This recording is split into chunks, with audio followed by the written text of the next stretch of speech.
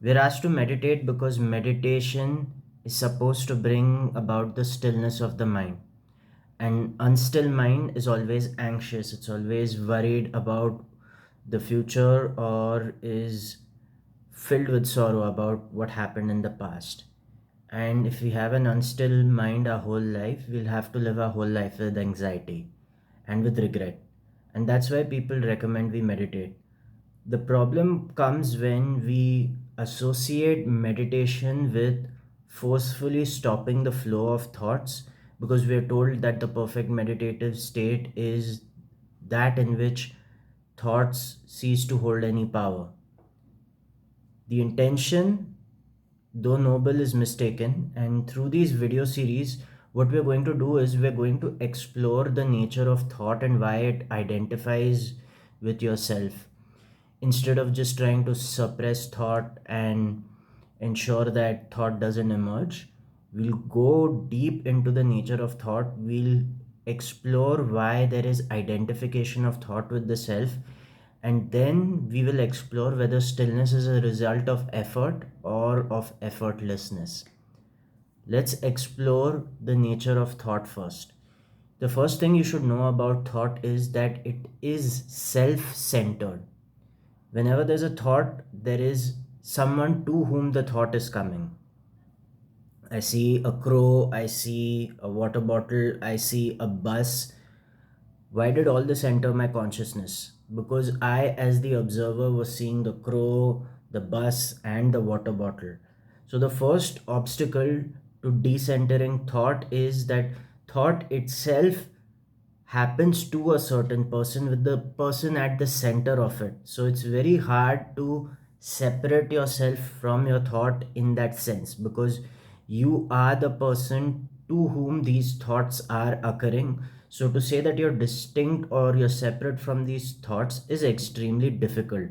This is probably the first obstacle in decentering your thoughts. Number two, identification. Now, take for example a car. You see a car being vandalized on the road. You're a little shocked and you're a little disturbed, but you're not emotionally destroyed. Scenario number two, you see someone vandalizing and destroying your car. You're enraged, you're furious, you're upset, you're emotionally disturbed and in turmoil. Why? Because thought identified that car with you, as you have the sense of ownership. The moment you saw your car being vandalized or destroyed, there was a qualitatively different reaction as opposed to seeing some other car being vandalized or destroyed. So let's set the foundation straight. Thought is self centered, it occurs to a person. And number two, thought creates identities through a sense of ownership.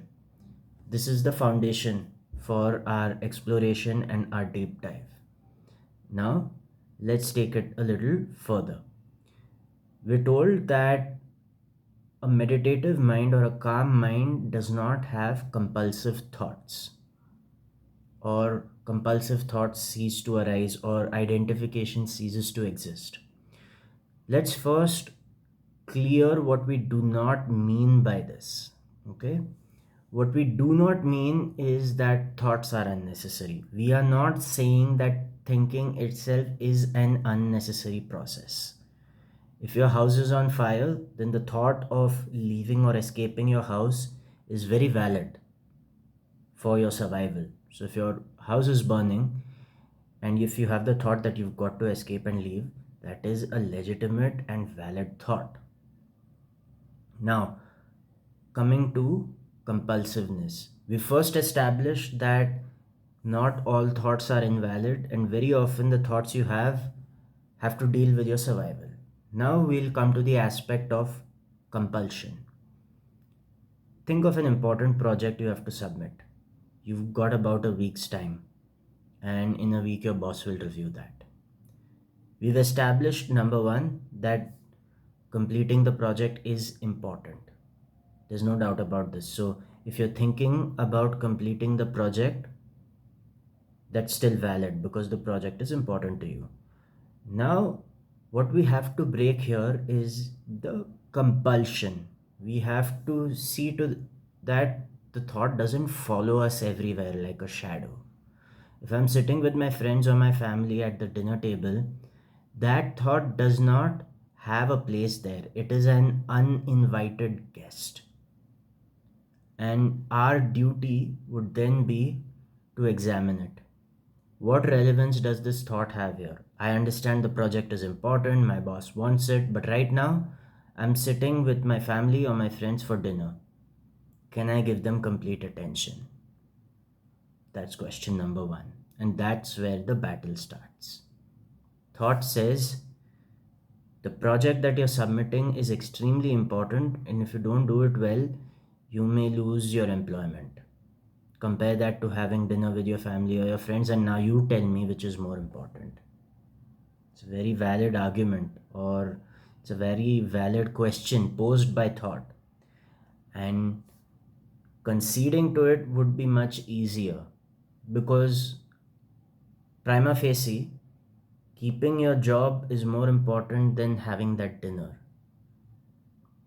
But we have to question the validity of thought when it asks this question, because it's giving us two choices. You either listen to me and start working on that project, or start thinking about that project while you're at dinner with your friends and family, or you face unemployment. Thought has given us binary options. But there is an alternative. The alternative is to agree that yes, it is important to submit that project to the boss, but that can be done when I'm not having dinner with my friends and family. I recognize its importance. I recognize that it needs sincerity and attention, but at the same time, I am capable of not entertaining that thought when I'm sitting with my friends and family for dinner. We break the binary. So we give full attention to our friends and family while we sit with them for dinner. And once dinner's over, we attend to the task at hand. Now I agree, this is much easier said than done. It is a practice since you are habituated to acting on urgency and thinking about the urgent task at hand. Knowing this information simply doesn't relieve you of the anxiety that would normally occur when you have an urgent task at hand to submit. So, the first step, of course, is awareness and decentering the tension, or attending to the urgency only when you have time for it and when you're not involved with other people, is a practice that has to be developed over a period of time. There's no doubt about that. But the awareness that you can attend to the task when you're attending to the task, and you don't have to be worried about it when you're engaged elsewhere. For example, when you're in the train or on the bus or in the car, you don't have to think about this, is quite liberating. Because if we were to think about it even rationally, when you can't do anything about it, thinking about it doesn't have any results. In fact, it has negative results of spiking our anxiety. So, the first thing we did to disassociate ourselves from compulsive thinking is we recognized the importance of the thought that came to our mind, and we recognized that we will attend to it once we are free, and when we attend to it, we will attend to it without distraction. So, this is step number three of disidentification. And now we'll go on to step number four, which is not accumulating unnecessary thoughts. I should not know who is the winner of Big Boss season number whatever. Knowing this piece of information is actually a detriment to my life, because if we think of the mind as a bookshelf, or if we think of the mind as a stomach, let's take the example of mind as stomach and information as nutrition or food. There's only so much you can eat, right? You later have to digest what you eat. If my mind is stuffed with unnecessary information, I'm polluting it, I'm destroying its quality. Knowing the winner of Big Boss or the participants on this show does not contribute to my development. And the moment I take in unnecessary information is when my mind starts believing that this information is important. And I see this as a terrible threat. Taking unimportant information as important can destroy the quality of your life, aka doom scrolling. The moment you've absorbed something unimportant as important to you, now your mind is directed to that. And when your mind is directed towards something, it demands energy and attention. And I don't think the quality of your life can improve by attending to a reality show. Maybe if you're the producer, yeah, it would matter. But as someone with a regular 9 to 5, knowing who wins a reality show does not change the course of your life. In fact, knowing that will destroy the quality of your life because you've stolen time from something more valuable that you could have done. Okay, so this is step number 4 of not accumulating unnecessary information. Now we'll move on to step number 5, which actually deals with what happens when we try to abide in silence. I'm not using the word meditation, I'm using the word abiding in silence. And I'll try to explain what that is. During our waking hours, we are either thinking, feeling, or doing. We are engaged in a task, we're having the feeling happy, sad, angry, curious. We're thinking, we're feeling, and we're doing, right? So we have thoughts of something important, we have emotions, and we have our attention to a task. Abiding in silence is withdrawing ourselves from all these for a moment and just letting ourselves be. This means that when a thought comes to us, we will not judge it. When a feeling arises in us, we will not judge it. And we won't find ourselves compulsively doing something. So, if we think about work tomorrow, we're not going to be telling ourselves, I should not be anxious, I should be calm, I should be calm. We are not self soothing here. Abiding in silence is not self soothing, it is not telling yourself everything will be all right. Okay? Number 2, if we feel angry at someone for when they wronged us, we are not doing two things. We are not first saying they're a bad person or they have to behave in that way, or we're not even saying that I'm upset that this person could disturb me. We're just seeing that anger as it is arising within us and allowing it to dissipate. This is new for you, I understand. Whenever some emotion or feeling comes within you, you have this urge to judge it through the lens of good or bad, necessary or unnecessary. There'll always be a binary lens through which you judge your thoughts and feelings. But what we're doing here is we're abiding in silence. If you get jealous of someone, or if you get envious of someone having more than you, you're not going to say, I should not feel envious, or I'm a bad person that I feel envy towards them. We'll allow that envy to surface. What we won't allow is ourselves to hustle to have more than that person.